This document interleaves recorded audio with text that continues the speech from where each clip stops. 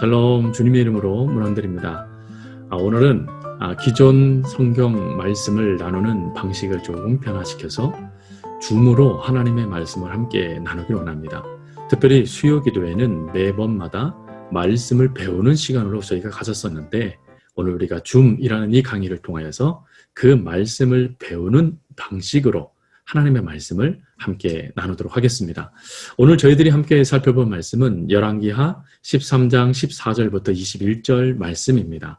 우리 그 말씀을 PPT를 통하여 함께 강의를 듣듯이 그 말씀을 함께 나누도록 하겠습니다. 요아스 왕 주변에는 총 4사람의 대표적인 사람들이 있었습니다.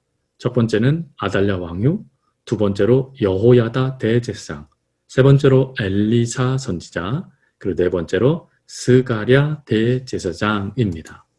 먼저 아달랴 왕후를 좀 살펴봐야 됩니다. 아달랴 왕후는 아합왕과 이세벨 왕후의 딸입니다. 유다의 5번째 왕 여호람과 결혼을 하게 되어지죠.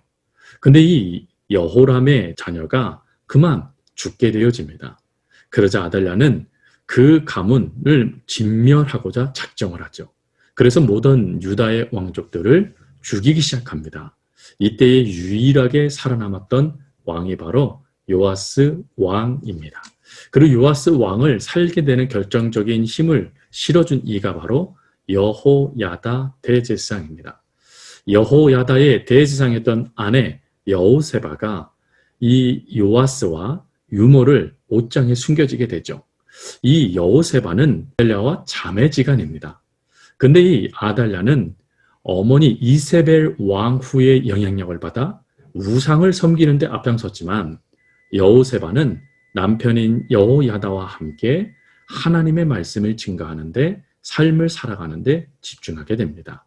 그래서 여호야다와 여호세바의 도움을 통하여 성전에서 7년 동안 온전하게 안전한 모습으로 가르침을 받고 하나님 앞에 훈련을 받게 되죠.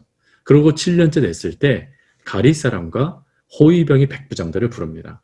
가리 사람들은 블레셋 사람들이고 그렛 사람들이었는데 다윗 왕에게 충성을 맹세했던 나면서부터 용사다라고 불림받았던 사람들입니다. 즉 용사였던 사람들과 백부장들을 불러 모아 이스라엘의 역사, 하나님의 역사가 중단되지 않고 유일한 왕족이 살아있다라는 것을 공포하게 되고, 그 결과 아달랴를 축출하는 귀한 사역을 감당하는 게 여호야다입니다. 그리고 이 당시에 그 여호야다의 사역 가운데 힘을 더해줬던 선지자, 즉 하나님의 역사를 선포했던 선지자가 바로 엘리사 선지자이죠. 안타깝게도 여호야다가 죽게 되어지자 요아스는 하나님을 버리게 됩니다. 그 하나님을 버릴 때에도 엘리사 선지자는 끝까지 하나님의 말씀을 그들에게 가르쳐 주어 하나님 앞에 이스라엘 백성들이 설 수 있도록 끊임없이 말씀을 선포한 선지자와, 그리고 그 기적을 보여준 선지자가 바로 엘리사 선지자이죠. 그리고 요아스 왕이 그만 하나님을 버리고 우상 숭배를 하게 되어졌을 때 백성들로 하여금 하나님께로 돌아오도록, 그리고 요아스 왕으로 하여금 하나님 앞에 죄를 짓지 않도록 끊임없이 하나님께로 이끌었던 대제사장이 바로 스가랴 대제사장입니다. 그러나 안타깝게도 스가랴 대제사장은 요아스의 방관 속에 그만 돌에 맞아 죽게 되어지는, 그래서 실제적으로는 요아스에 의하여 죽음을 당하게 되어집니다. 요아스 왕은 처음에는 하나님을 온전히 섬기는 왕으로 인정을 받았습니다. 그러나 요아스 왕에 대한 평가는 여로보암의 길로 걸었다라는 평가를 받게 되어지죠. 자, 이 요아스 왕 시대에 한 사건이 발생됩니다. 그 사건은 아람 군대가 이스라엘과 남유다를 침공해 들어온 것입니다. 사실 아람이 이스라엘과 남유다를 침공해 들어온 것은 한 가지 이유 때문입니다. 그것은 이스라엘과 남유다 모두 우상 숭배의 죄에 빠졌기 때문이죠. 근데 그 역사를 하나님은 엘리사 선지자를 통하여 아람 군대의 모든 역사들을 막아 주시게 되어지죠. 이런 은혜를 깨달으면 요아스 왕은 즉시 하나님께로 돌아와야 됩니다. 그러나 안타깝게도 하나님께로 돌아오지 않고 여로보암의 길로 걸어가게 되어지죠. 그런 그때에 그에게 한 비보가 접수됩니다. 엘리사 선지자가 이제 곧 죽게 되었다라는 말씀이죠. 그 소식에 요아스 왕은 즉시 엘리사에게로 찾아가게 됩니다. 그러자 엘리사는 마지막 힘을 다하여 세 가지의 말을 하게 되집니다. 첫 번째, 활과 화살을 취해라. 두 번째, 동쪽으로 활을 쏘아라. 마지막으로 세 번째, 땅을 쳐라 라는 것입니다. 활과 화살을 취하다 라는 이것은 하나님의 역사를 붙잡다라는 것이고, 동쪽을 향하여 활을 쏘는 것은, 동쪽은 아람을 말합니다.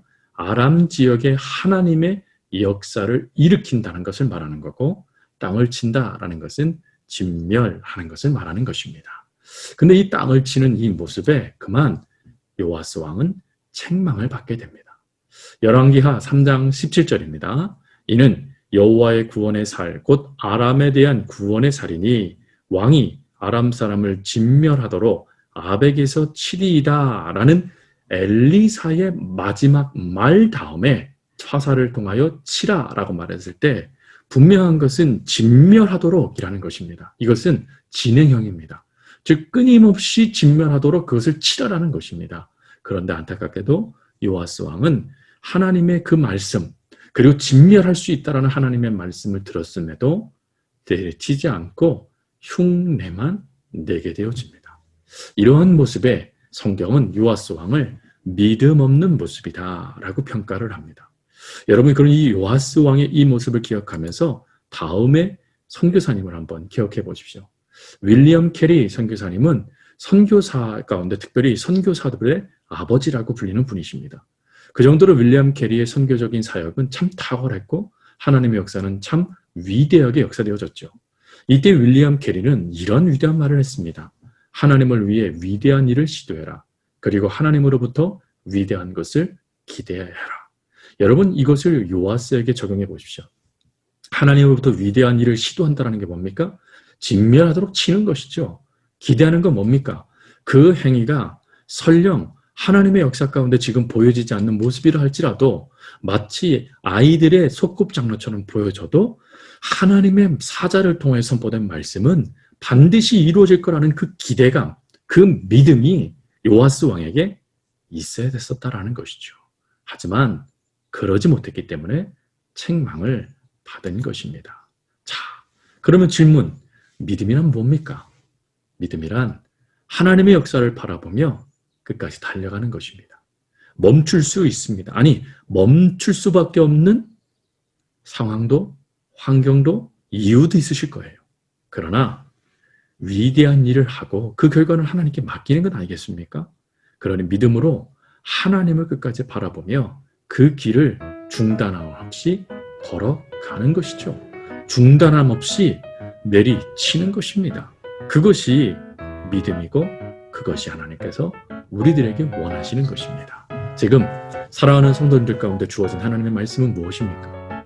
그리고 하나님께서 지금 성도님들을 향하여 내리치라 라고 명령하시는 그 침의 역사는 또 무엇입니까? 바라는 것은 그 모든 역사를 하나님께서 이루실 거라는 기대감을 가지시기 바랍니다. 그리고 설령 중단할 수밖에 없는 이유, 그것이 타당하다는 말이 결론이 내려져도 하나님께서 멈추라는 그 시간까지 우리 달려가길 원합니다. 그럴 때 우리들도 하나님의 역사, 진멸하도록 이라는 그 말씀이 우리들에게는 하나님의 응답의 말씀으로 주어질 것입니다. 그 역사가 우리 사랑하는 성도님들, 그리고 사랑하는 성도님들 가정 가운데 있어지기를 주님의 이름으로 부탁드립니다.